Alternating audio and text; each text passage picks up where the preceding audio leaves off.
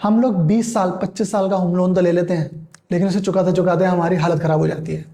और उसका रीज़न सिर्फ ये होता है क्योंकि हमें यही नहीं पता होता कि ईएमआई शेड्यूल काम कैसे करता है। तो इस वीडियो में हम यही सीखेंगे कि आप अपने 25 साल के लोन को 10 साल या उससे भी कम टाइम में किस तरीके से ख़त्म कर सकते हो, वो भी सिर्फ 3 सिंपल ट्रिक से।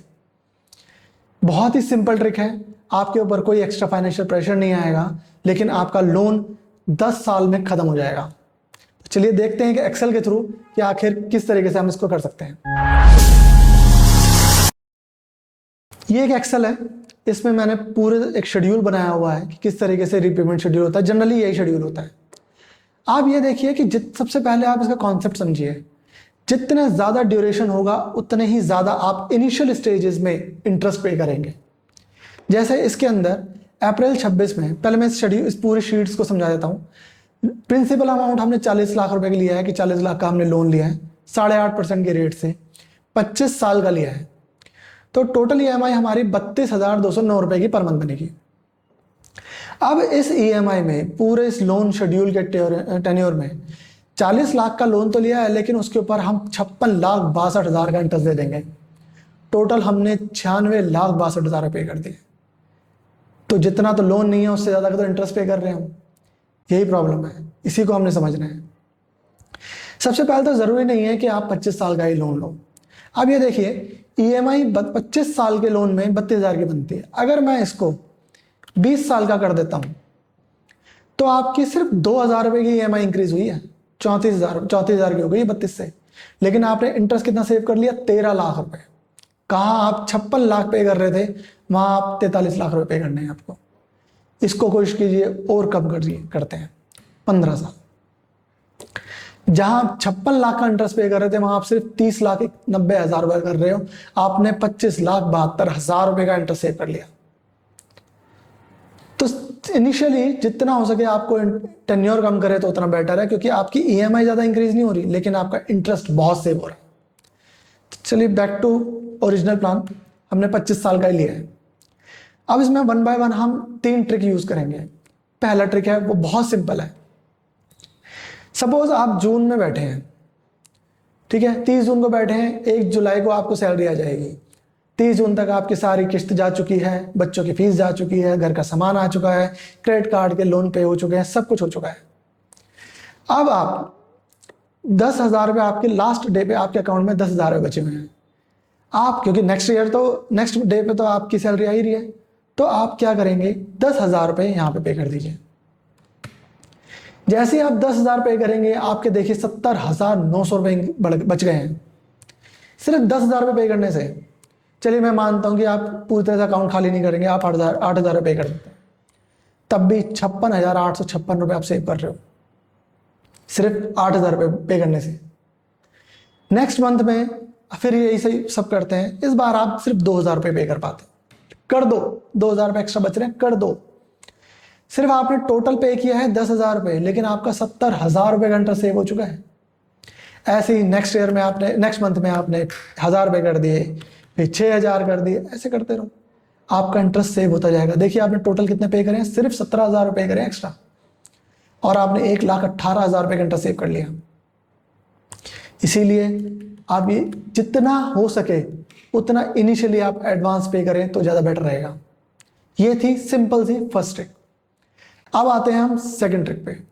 ये बहुत ही सिंपल है। ये भी आपको क्या करना है, जहां आप साल में 12 ईएमआई पे कर रहे हो, आपको एक एक्स्ट्रा ईएमआई पे करनी है, सिर्फ 13 ईएमआई करनी है। जहां 12 कर सकते हो वहां 13 भी कर सकते हो, कोई बड़ी बात नहीं है, अगर आप अफोर्ड करोगे तो हो जाएगा।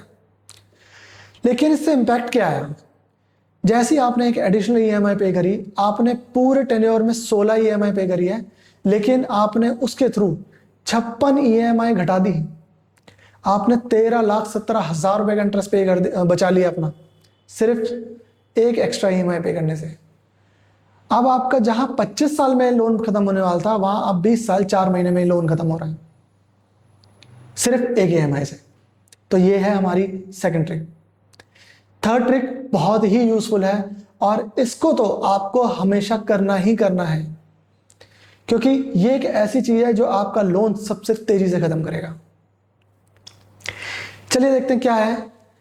आप सपोज हर साल आपकी सैलरी इंक्रीज होती है 10% से इंक्रीज होती है, तो जिस प्रोपोर्शनेट में आपकी सैलरी इंक्रीज हो रही है उसी प्रोपोर्शनेट में आपको अपनी ईएमआई भी इंक्रीज करनी है।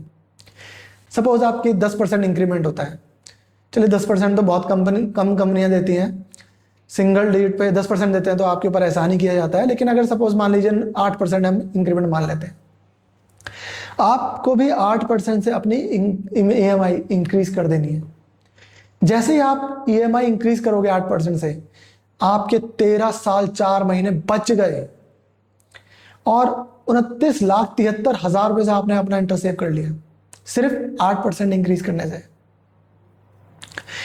अगर आप 10% कर सकते हो तो और भी अच्छी बात है। 10% से करोगे तो आपके 14 साल 6 महीने कम हो गए। 10 साल 6 महीने में आपका लोन खत्म हो जाएगा।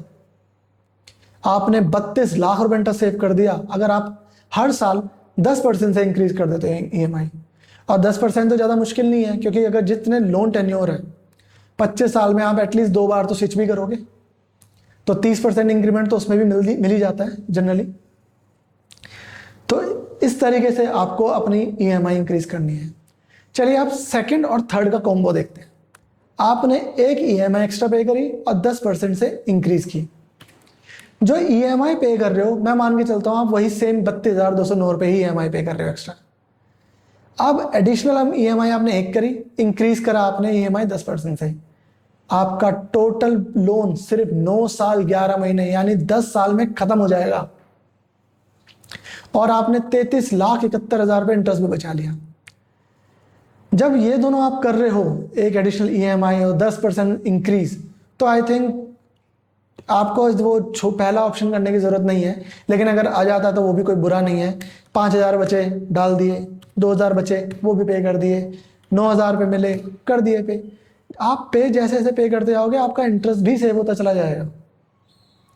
इसीलिए आपको ये 3 ट्रिक जरूर यूज करनी है।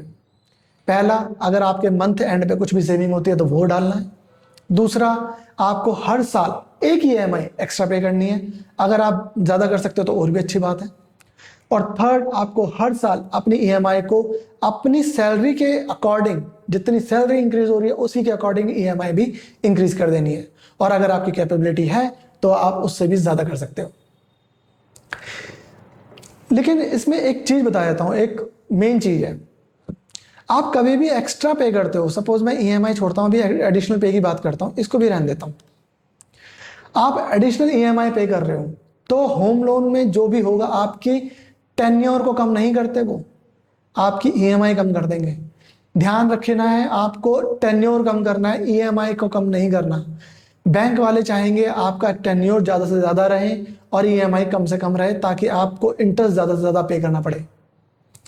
इसीलिए आपको ईएमआई जितनी हो सके उतनी कांस्टेंट रखनी है या इंक्रीज रखनी है, टेन्योर को आपको कम करना है, तभी आपका फायदा है, अदरवाइज बेकार है। तो ये आपको मैंने 3 ट्रिक बताई है जिससे आप सब कुछ बहुत ही सिंपल कर लोगे। सिंपली आप अपने 20 साल के 25 साल के लोन को बहुत ही आधे से भी कम टेन्योर में खत्म कर दोगे। अगर आपको इससे रिलेटेड कोई भी क्वेश्चन आए तो आप मुझे कमेंट में बता दीजिए, मैं 100% आपको रिप्लाई करूंगा और कोशिश करूंगा आपकी प्रॉब्लम को सॉल्व करने की। अगर आपको ये एक्सेल शीट चाहिए तो वो भी कमेंट में कर दीजिए, मैं आपको उसका लिंक शेयर कर दूंगा। आप वहां से डाउनलोड भी कर सकते हैं उस एक्सेल शीट को और अपने अकॉर्डिंग इससे खेल सकते हो। अगर आपको इस वीडियो से कोई भी हेल्प मिली है तो उस वीडियो को लाइक जरूर कर देना। तो इसी तरह की कोई फाइनेंशियल इंफॉर्मेशन रिलेटेड वीडियोस चाहिए तो इस चैनल को सब्सक्राइब करके बेल आइकन जरूर प्रेस कर देना, ताकि आप फ्यूचर में इस तरह की कोई भी वीडियो मिस ना करो। तो मिलते हैं नेक्स्ट वीडियो में। Bye bye.